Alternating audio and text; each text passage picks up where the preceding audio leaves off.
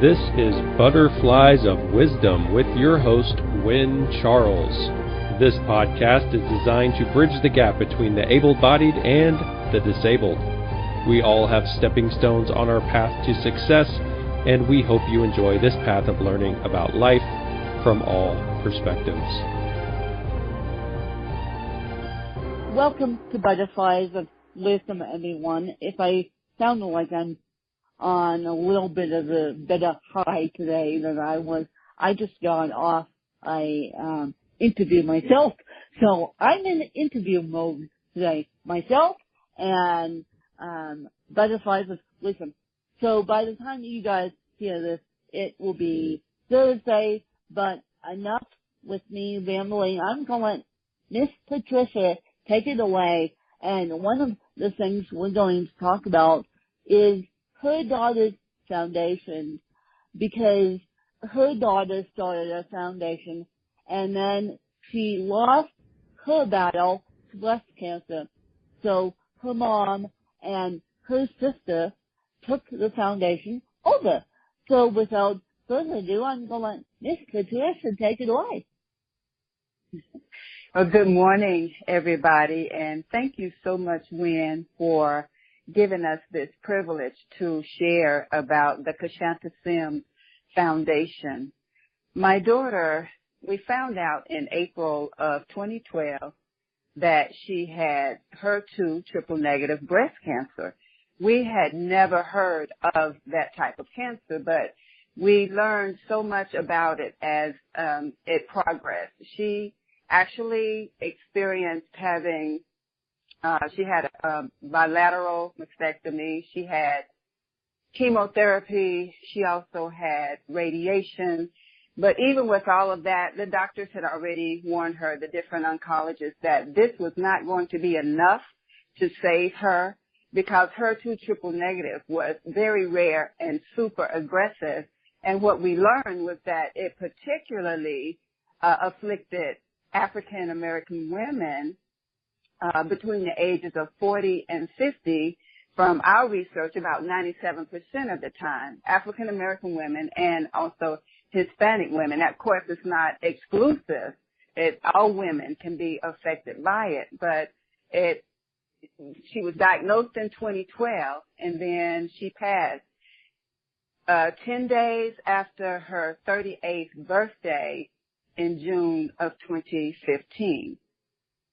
But before she passed, she started a foundation because she wanted there to be awareness and she wanted there to be an opportunity for women like herself to be able to go to somebody to have help with just basic necessities, because she was in corporate America and then the bottom just fell out. She lost her job in corporate America. She lost her major comprehensive medical coverage.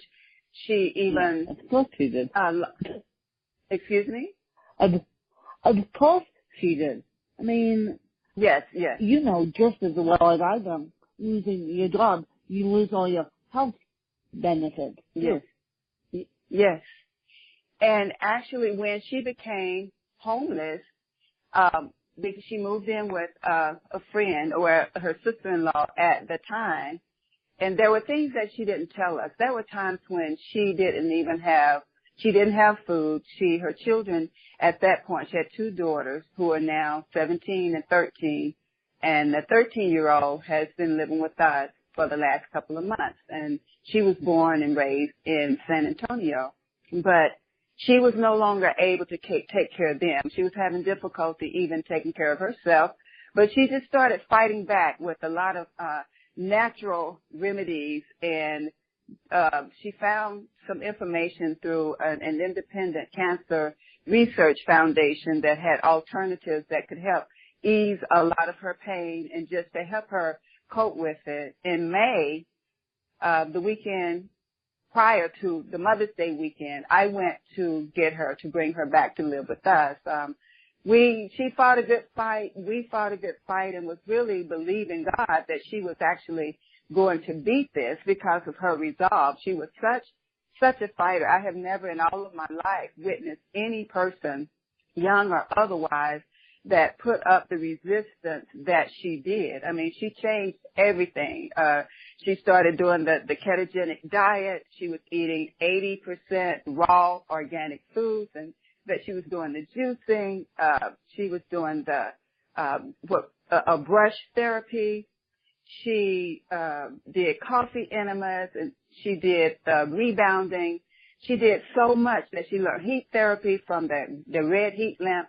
She was incorporating. She read 30 books in the space of 6 months. So she pretty much became an expert. So we were pretty bewildered and just disheartened when she passed, because she was the brain behind all of this, and she was already helping a lot of people that had cancer. So we have just had to adjust, and I've had to put my hat on, and my youngest daughter, I became the president. She became the vice president. So now we are trying to bring awareness to HER2 triple negative breast cancer. We are trying to raise funds so that we can help other women, not just with HER2 triple negative, but women that have cancer, women that need medicine, that need treatment, that just don't have the funds, because that was something that she experienced. And the sad part is that my daughter was actually a veteran. She had been in the service for 2 years. It would have been 2 total complete years, but she was shy of 23 days because she was a helicopter mechanic, and they were pregnant with the first child, and she was being sent to Saudi Arabia. So they gave her the option that she could get out. Her husband at the time was also in the military, and even though she loved serving her country and she loved it, she just didn't feel like it was going to be a good idea to be in Saudi Arabia at that time and pregnant, and I didn't either. And to be honest, I was praying that something changed, and I knew that her getting out was actually an answer to my prayer. But the sad part is that even though she was an honorable soldier, when she was during her tour in Korea, she ran the hospital. I forget the name of the town where she was stationed, but she ran the hospital, and she could not get any benefits. She died without any benefits. We fought for them, and to this day, there has been nothing. She didn't even get medical.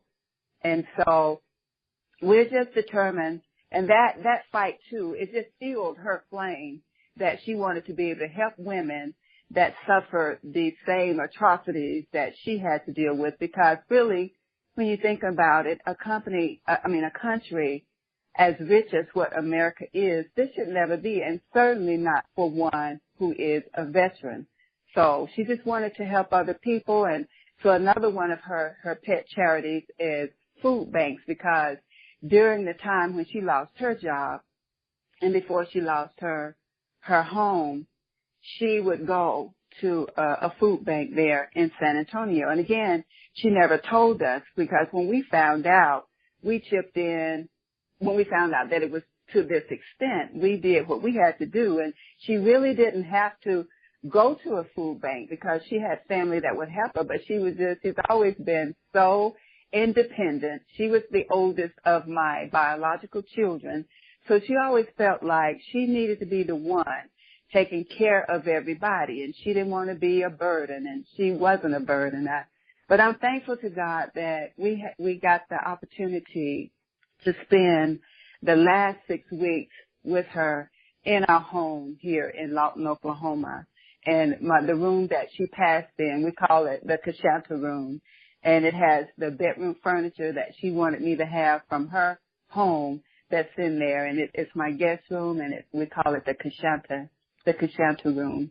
But we have already started. It's a foundation that's in its infancy, but from the year that she passed, we started in 2015. I did a benefit concert in the park and invited several artists and people to just come out, donate. They could donate money. They could donate perishable items as well as non-perishable items. And there was a truck from one of the local food banks here that everything was put on that truck. So we did it, in her name. And then the next year we gave a donation to that same food bank, and we were so pleased, and Kashanta would have been extremely pleased that we raised enough to feed 500 people. And so this year we did another fundraiser that it didn't really do too well, and that's some of the I guess obstacles that we face is we're unknown, and we're just really trying to get the awareness out there. Nobody on staff is receiving any kind of income. We're just wanting to help people in need. So, but in spite of not raising the money that we want to as of yet, because I know that we will with the efforts that we are putting into it, we are still using what we have in the foundation to help feed people. So a couple of weeks ago, her youngest daughter, who lives with me, with my husband and myself now, we took several of the things that she brought from San Antonio, very nice things that would benefit little children as well as teenagers, and we gave a lot of this to another local organization, and we also wrote a check to another one that was in the same building that feed people. They feed the hungry 3 times a week. So we were able to write a check to this foundation, and the lady she was so happy, and she was saying she was going to deposit that and go right to the store to get the meats that they would need to feed the hungry the next day. So we're already moving forward with the vision and with her legacy. Well, it sounds like you are. Now, I have a question for you, because I was asked this question this morning to myself publicly. This person asked me, am I helping the veterans? And I said to her publicly, I said, because I'm a civilian, the veterans won't let me in. They have a tendency to be independent.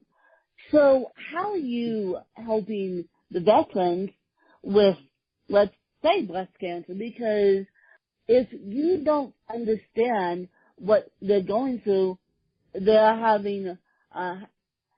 are going to be having a heck of a hard time letting another person help them.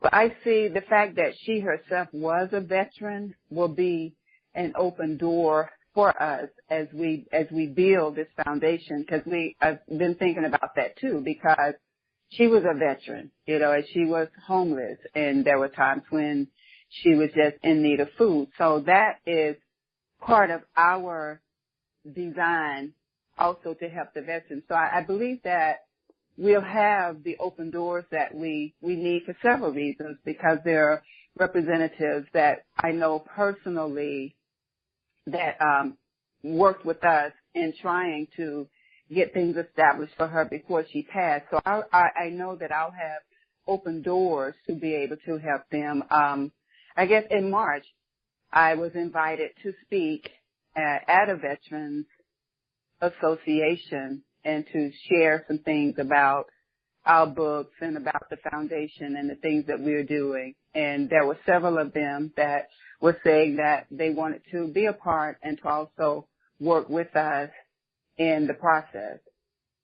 Good, because it's hard enough as a disabled person to get medical care, but it's even more difficult as a veteran to get medical care. And that's just sad to me that your daughter died without medical benefits. Thank you very much. Yes. That makes me want to cry and makes me very, very angry. Yes. That they're doing this to all the veterans all across the world, and yet they're putting them in harm's way and danger to go fight in Afghanistan and go fight in Korea and go fight all over the place. But yet when they come home, do the squat on medical benefits. Oh boy, don't get me started. Well, I'm right there with you. Wynn, because We were heartbroken and angry too. I was angry too, and I'm still getting over some things because it just was not right. And I think one of the things that made me angriest was because knowing that she gave it her all. She received one of the greatest awards I had ever seen. It wasn't even a trophy.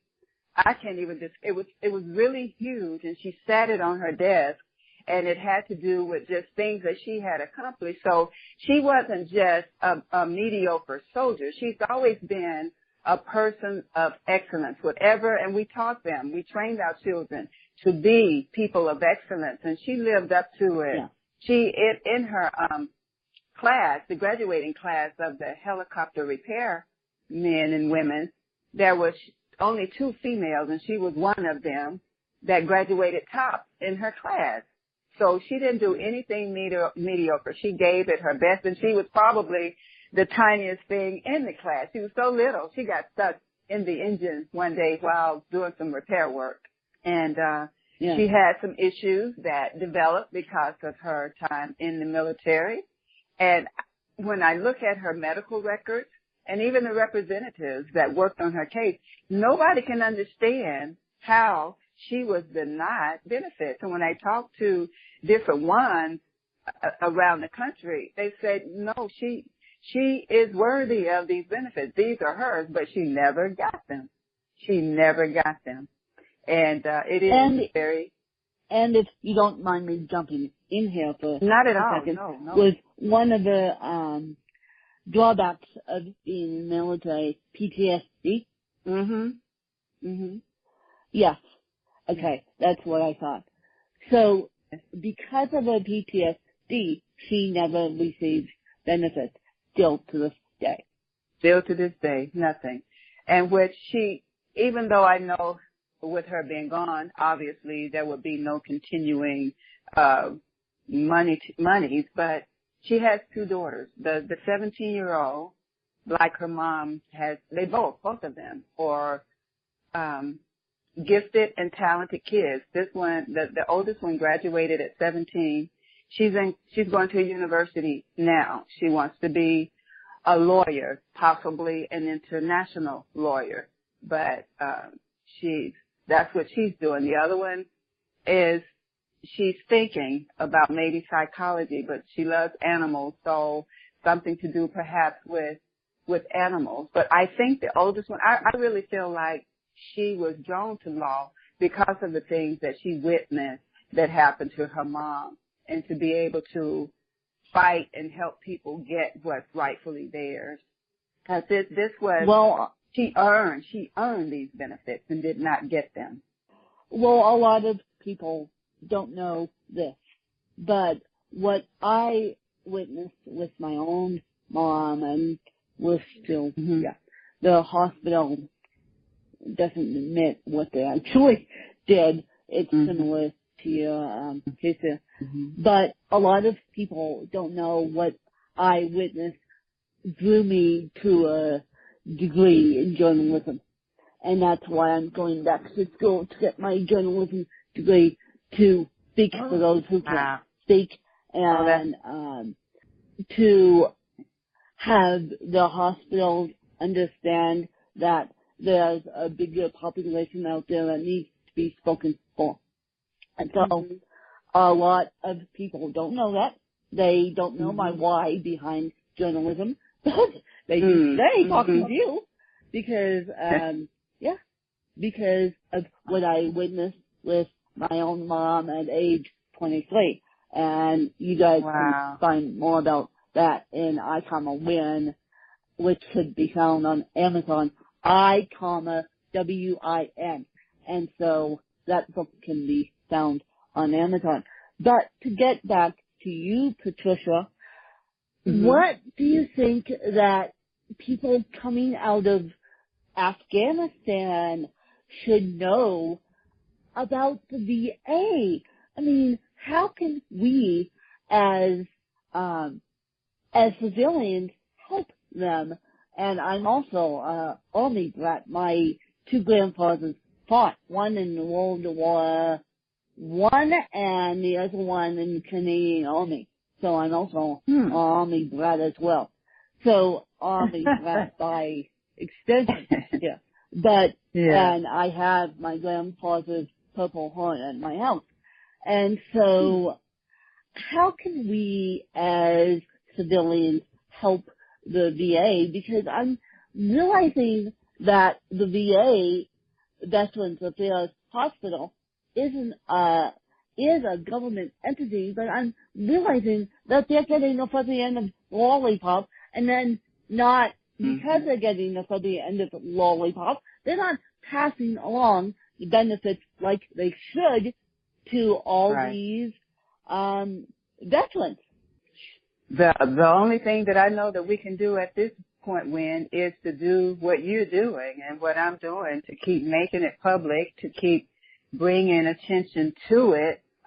You know, I kept hearing you say you're an eyewitness, and I wrote a book entitled Eyewitness, Believe What You Cannot See, and it actually has to do with my husband, who was in the Marines and in the Army, and he was, I say he, but our family and even my daughter, I believe, I can't prove this, but I believe that another factor in her death in this cancer had to do with the trichloroethylene that was in the base water, drinking water, there at Camp Lejeune, because she was conceived at Camp Lejeune.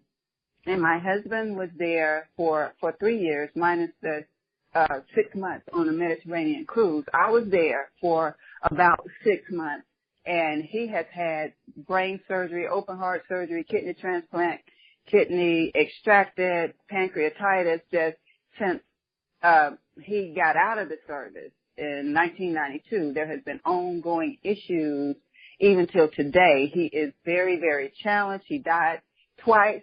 The doctors at UAB in Alabama wanted me to pull the plug.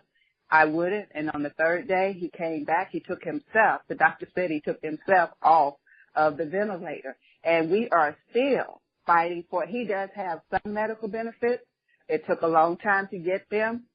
But the benefits that he should have, because he was there, and now that law about helping the Camp Lejeune Families Act was signed in August of 2012, but there's still, it's also been in the news about the Marines and them receiving compensation and stuff, but we're fighting, and we have the proof, you know, not just from his DD-214 that he was there and the exposure and all of the medical records, but we are fighting, and it should not be a fight, but we understand the fight that the veterans are going through. So we'll keep doing what we're doing. It should not be a fight for veterans or anyone that's diagnosed with a brain aneurysm or anyone that's diagnosed with cerebral palsy. Thank you very much. But it is a fight due to these dummies in government. And I hate to say it, but we have dummies in government who don't support the veterans. Right. They're busy supporting the veterans. I'm sorry. Yes, I'm sorry. I didn't mean to. There was a delay there, so I cut you off. I didn't mean to be rude. Go ahead. No, but I was just going to say the dummies in government are not supporting the veterans. Yeah, they're very busy supporting their own agendas and, you know, passing laws that none of them have any issues with medical coverage or with finances or anything. So they're making sure that they are taken care from now on, and their offspring is taken care of from now, or can be, just from the things that they have enacted. So they're supporting their own agendas. It's not about the American people who are the backbone. It's just about what they want, because it's not right. It's a double standard. It's like we get one thing and they get something else. Yeah, they get something else. But I am curious to talk about why you wrote the book and where people can find the book. Okay, it's well, first the why. I had no aspirations to write a book until 2003. And as I was watching my husband lay in a bed after having had brain surgery, he had a craniotomy, and they determined that it was inoperable, but they removed about an inch of his brain, and the surgeon would not come back to see about him once they moved him on the floor. The nurse called and said, he's bleeding. Well, long story short, he bled profusely for 3 days before the surgeon would come. Once I said, okay, tomorrow we will not be here, I'm taking him back to UAB where they know more about his history. Well, then he showed up, and they took him back down to surgery, and they had to some of the valves, they had to work on them again. I was trying to think of the word that I need to say, cauterize. They had to cauterize the leaky vessel. Yeah. But he bled. I mean, yeah. I sat there and watched, They needed to cauterize the valve. Yes. And they wrapped his head in white towels and pillowcases and bandages, and they were taking these off and throwing them in the trash. They were so soaked with blood. And so it was during that time that actually the Lord spoke to my heart and said, keep a journal because you are going to write a book. And that's why. And that was October of 2003. So in October of 2012, that's when the book was published. And just this past year, January, it became a #1 bestseller on Amazon. And so they can find it. Congratulations on that, and thank you for doing what you do. Also, thank you. I had a very similar situation. I was watching and die due to medical malpractice, and I actually got to ask my mom, can I write Icon of Win, and can I write my book? So my book also came out the same year your book did. Wow. That's interesting. But I love your name. Because I was watching medical malpractice as well. And so, has the hospital said, I'm sorry for all your medical malpractice, or have they just pushed it under the rug because he's a veteran? Yeah, well, it was a horrible, horrible situation when we were living in Mississippi at the time, and not only did they not say they were sorry, they were extremely rude. They waited. Once I took him from that hospital and moved him to UAB, they would not send the records. The doctors at UAB were very upset, but they told me in Mississippi before we left the hospital that they were going to ensure that his medical records would be in the ambulance with him. So when the doctors because I followed, but I couldn't keep up, obviously, with the ambulance. But when I got there and got to the room, they came up to speak with me, and they said, so where are his records? I said, they are with him. They said, no, they're not. I said, yes, they assured me. And they said, no. So they contacted the hospital in Mississippi, asked for the records. Now, with technology, the way that it is today, and even then, in 2003, there was no need for it to take 6 days for them to send my husband's records to UAB because they didn't really know what to do. Because he had, all these issues and these surgeries. So they needed to know what to do. And the only thing they could think to do by that 6th day was to do another brain surgery so that they could have, a baseline for them to go off of. But on that 6th day, they actually sent his records. But by that time, I don't know if it was the exact same day. I would have to look back at my notes, but he coded. And it's just so much happened that no apology. They took no. In fact, the surgeon that did the brains, when I told him that something was going on, I didn't know what was happening with Ken, but I knew it was like seizure-like activity, and I recognized it because my father got shot in the head in the Korean War. So I recognized that it was a type of seizure. But when I told the surgeon about it, he just rolled his eyes up in the top of his head and said, oh, yeah, well, my wife tells me that I do the same thing. And I'm thinking, but this patient just had brain surgery, and you are handling this so lighthearted, but nobody was paying to me. Yeah, and so I knew at that point, it's time for us to vacate the premises, because if not, they're going to kill him. And here's another story.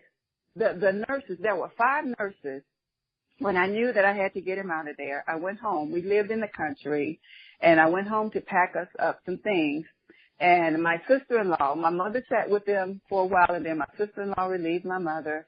And my sister-in-law called me while I was at home packing, saying, Patrick, you got to come. He's having seizures, really bad seizures, and nobody will come and see about him. And I'm thinking, what? There was a bell at the nurse's station, and there was a note that said it told you not to ring the bell. But my sister-in-law was frantic when she saw him going into convulsions. So she just ran out the door and she rang the bell. There were 5 nurses seated at a round table that would not even look up at her, and just let him have those seizures without coming to see about him. They eventually did. I don't know how much time was wasted before they went into the room. Now, the saddest part of all is that his room was directly across from. Yes. Of course. From the nurse's station, directly across. And so I'm thinking, so all of that, really, it was a lawsuit, but nobody would touch it. Nobody would touch it. No when I went down to ask for his record, no one is going to touch a lawsuit. No one is going to touch a lawsuit. No, because they're just so afraid of being sued that they don't want to be sued. Hospitals don't want to be sued, but yet medical malpractice is going on 1,000 miles a minute in this country. Yeah, and I've never been the type person. That's just not who we were. Well, we want to sue about this or want to sue about, just little. But I'm saying this wasn't the first time that something as traumatic as that had happened with him. But they were so rude. When I went down to medical records to get his records myself, the attendant just practically bawled me out. I mean, she was so, her answer, he's been in here for a month, and that's a lot of records to get together, and he'll have to come and get them himself. And I said, ma'am, he doesn't even know he's in the world at this moment. Well, they'll be in the I'm his wow. witness. I'm his help. I'm his wife. Help me help him. Jeez. Yes.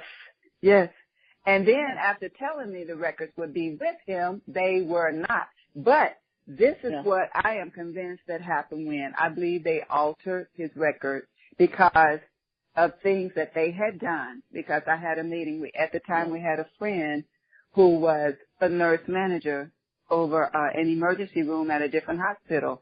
And she loved my husband and myself, and she came up there. And when she saw what was going on, she asked for a meeting, and she went into the meeting with us. And that's where we found out that the manager was actually one of the 5 people sitting at the round table.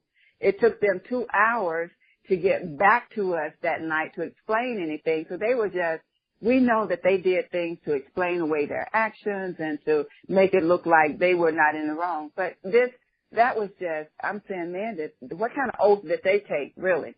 Because, to do your patients no harm, they were neglecting. They were just not showing any concern at all. It was like being in a horror movie. It really was. Yeah, no, I'm fully in agreement with you. So where can people find you, and where can people find about your foundation that you're running based on to help people with Veterans Affairs and breast cancer?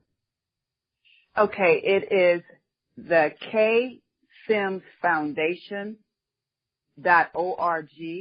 and that's just the letter K, SIMS, Foundation at .org. And they can actually make we'll have all Patricia's information in the show notes. Yes. Yes. Yes. We will. And they can make they can make donations through PayPal or check or what? Yeah, it would actually be through PayPal, because when they go to her website at ksimfoundation.org, there's a donate button, and it is a 501c3 organization, so they do get those tax benefits, and it is secure, and they can do it through PayPal. But if they wanted to send a check or a money order, they can send it through snail mail. The post office box is 3605, and that's Lawton, Oklahoma, Lawton, Lawton, OK, for Oklahoma, 73502. If they want to just contact me about other things, they can send me an email at Manna. It's Manna at MannaMinistries.net, and that Manna is spelled MANNA. So it's MANNA at MANNA Ministries.net. They can contact me that way, at Sims Manna on Twitter, or Sims Manna 2 on Facebook. And that's the number 2. And Sims. You guys, I'm just going to sort of in that it may be easier to stick a check in mail to Patricia, to the foundation, because PayPal, sneaky PayPal, takes a fee. So Patricia doesn't get the whole amount that you guys donate. Yes. So if you're donating to Patricia's cause, please, I know PayPal is easier, but please write a check, because this is something near and dear to my heart. Breast cancer, near and dear to my heart. But more importantly, helping veterans is near and dear to my heart. I mean, I have cerebral palsy, and my daily challenges with cerebral palsy. But I can't imagine not receiving medical coverage after I served in the Army. I just can't. So please donate to the Patricia's Foundation, and please go and support the books on Amazon, Eyewitness by Patricia, I Come a Win by myself. That will help us keep what we're doing up. And before I let Miss Patricia go, I am going to let her ask me a couple of questions that she's been dying to ask me. I was wondering who named you Win and why? Okay. This is a story that I don't necessarily tell on this podcast, but my paternal grandmother's name was Winifred on my mom's side. So she is Pauline Winifred, actually. Pauline Winifred. So she, of course, my grandmother decided that Winifred was too old and fuddy-duddy. So she, of course, started it to Win, W-I-N. And so when my mom was naming me, she, of course, decided on Win, W-I-N. I love it. I absolutely love it. When I saw that, I was wondering, is this really her name? Yes, it's actually my legal name. Yes, it is. It is. I love it. I love it. And you're such an inspirational Win, because you are a winner. I see people who whine about so much less, and you're dealing with so much, and your attitude, you're just bubbly and joyful and going after your dreams, and people like that just motivate me even more, because I look at you and I feel like, you know what, there are no excuses. There are no excuses. So I appreciate that. Another thing I wanted to ask you was why my daughter loves butterflies, and so we are all in love with butterflies now, more so than we ever were. So why did you name this Butterflies of Wisdom? Well, it was originally named Women of Wisdom way back when, and the archive is still hanging around. But unfortunately, men wanted to be involved, and so when I approached men, they go, "Win, I'm not a woman," and so so I had to change the branding and make it gender neutral.